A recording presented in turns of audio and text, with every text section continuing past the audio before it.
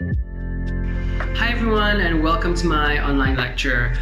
Today I will be talking to you about a project which combines two great passions of mine, which are conserving urban biodiversity and promoting human health.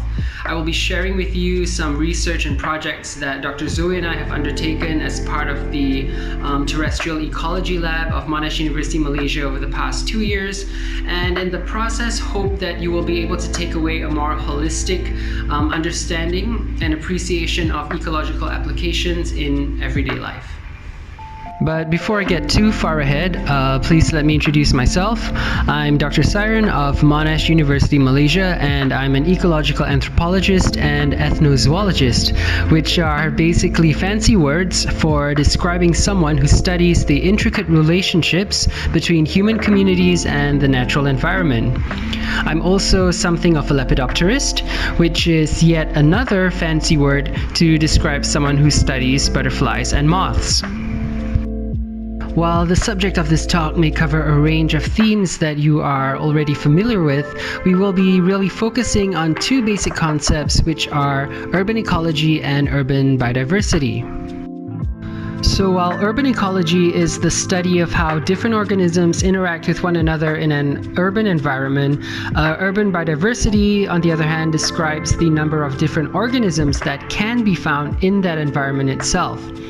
And so some of the topics that we will be exploring further today will include understanding some basic ecological interactions that happen in urban spaces, and of course, the human impact in all of this as well. The urban environment represents perhaps what is one of the most dynamic and impactful environments in the world today. We are living in the era of the Anthropocene, where the scale and extent of our actions on nature can no longer be denied. In fact, we are single-handedly responsible for more ecological and geological changes on the planet than all natural phenomena put together. And just as our population has grown, so too have we modified more and more of the planet's surface to suit our ever-increasing needs. But while urban environments were built primarily for human habitation, they have also created opportunities for some species of plants and animals as well.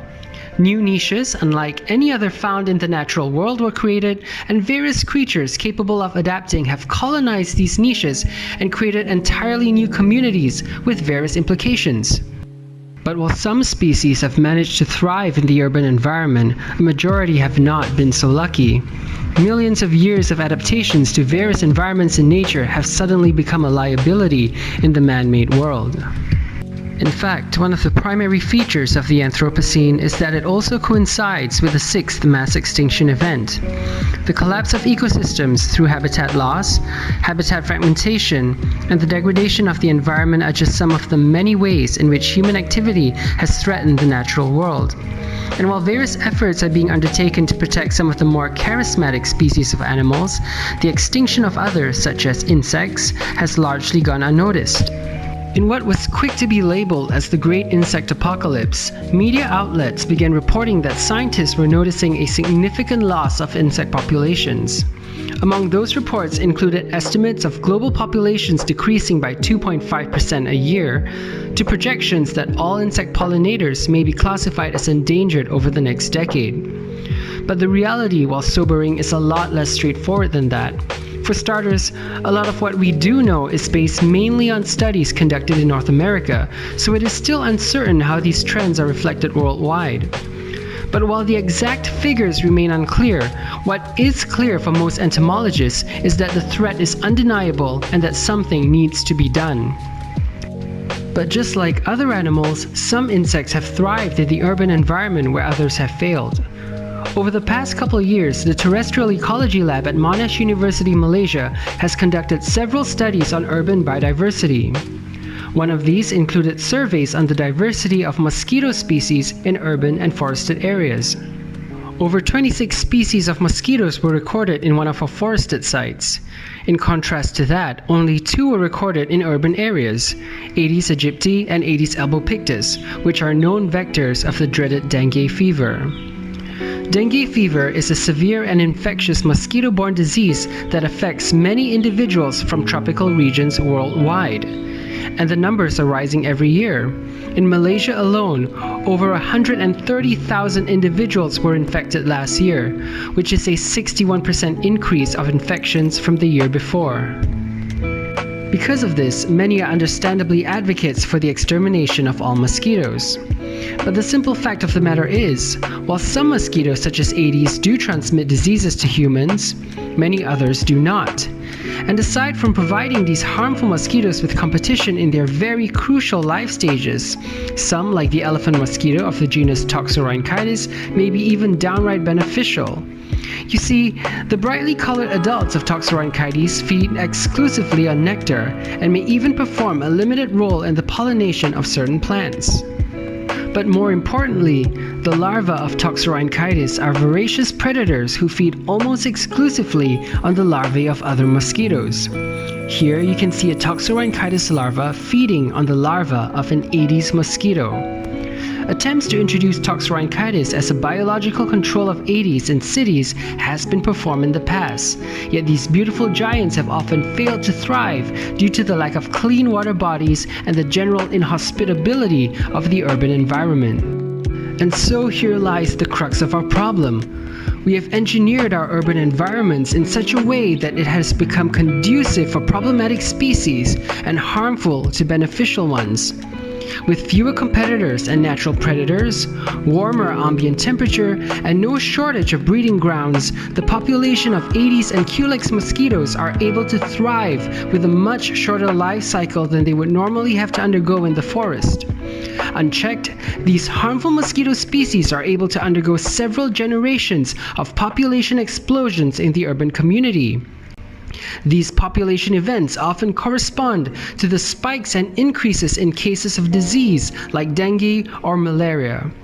So while it may sound a little counterintuitive, if you think about it, having a higher diversity of mosquitoes may actually reduce the incidences of mosquito-borne diseases. And because diseases like dengue and malaria are capable of becoming epidemics, governments in affected countries have employed a wide range of methods in an attempt to combat and control the spread of mosquito-borne diseases. One of the most common methods that is deployed in Malaysia is the practice of insecticidal fogging.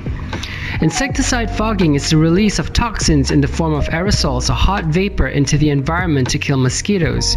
But because these toxins are indiscriminate, we suspected that such practices were detrimental to biodiversity and may even exacerbate the problem. In 2019, the Terrestrial Ecology Lab of Monash University Malaysia embarked on a year-long study to investigate the indirect effects of insecticidal fogging on non-target invertebrates.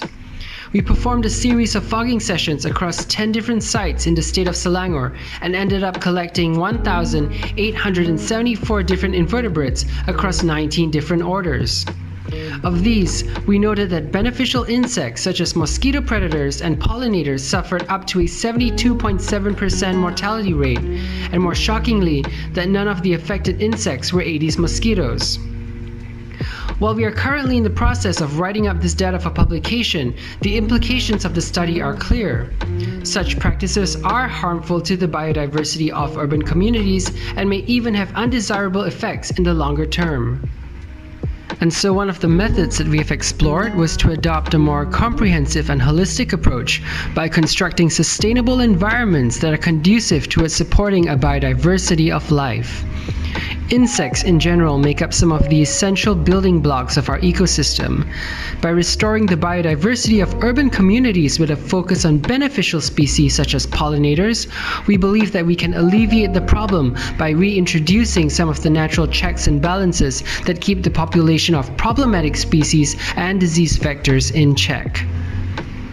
In early 2018, our team ran a short pilot study investigating the impact of butterfly gardening on improving the biodiversity of an urban plot. We adopted a community assembly approach by first repopulating with a range of plants selected by native butterflies as hosts. In time, the diversity of plants in the plot increased due to the natural colonizing of other species. As the compiled table here indicates, we were able to witness some truly amazing results of this project in just under a year. We record an increase in the diversity of butterflies and other pollinators on site. We were also able to record increases in the local vertebrate communities as well, including several species of amphibians, reptiles, and small birds. Due to the uptake of natural predators, we hypothesized that this would have an impact on local mosquito populations, though further studies to conclude this are still needed. Butterflies were ultimately chosen as our flagship species for the project because, as adults, they share many resources with a wide range of other beneficial insects. As generalist feeders, many of the food sources for adult butterflies are suitable to sustain the populations of other pollinators. Additionally, butterflies in both their adult and larval stages are attractive food sources for a wide variety of other animals. And finally, as many urban butterflies are large and easily recognizable, they were also prime candidates for simple observational studies. From an educational perspective, we also found butterflies to possess the strongest cross-cultural appeal across broad demographics. Their visibility and inability to inflict physical harm also make them good candidates for community science projects and amateur study. In fact, the pilot butterfly garden project was set up with the help of students, and a portion of the population monitoring was even incorporated as part of last year's Introduction to Ecological Applications class. Fortunately, if you have even a bit of land at your disposal, setting up your own butterfly garden is not hard to do. All you really need to start is begin by observing and identifying the butterflies that are native to your area. Once you've done that, you may begin by planting a selection of host and food plants that are appropriate for your local butterflies. Even if you don't have land to work on, you can still contribute by urging your respective representatives or institutions to set one up for your community. And to help you on your way, we are even willing to share a range of our resources to help you get started. Here you will find a Malaysian butterfly ID guide, a list of butterflies and their host plants, and templates for setting up your own community science projects. And this concludes my talk on urban biodiversity and human health today. To summarize, I first began by looking at the impact of human population growth and the scale and scope of the Anthropocene. Then, I discussed its relations to biodiversity loss and the effects of this on human health. Finally, I highlighted the importance of maintaining biodiversity in urban environments and provided you with some suggestions on what you can do to make a difference. Once again, thank you so much for tuning in. Stay safe and stay healthy.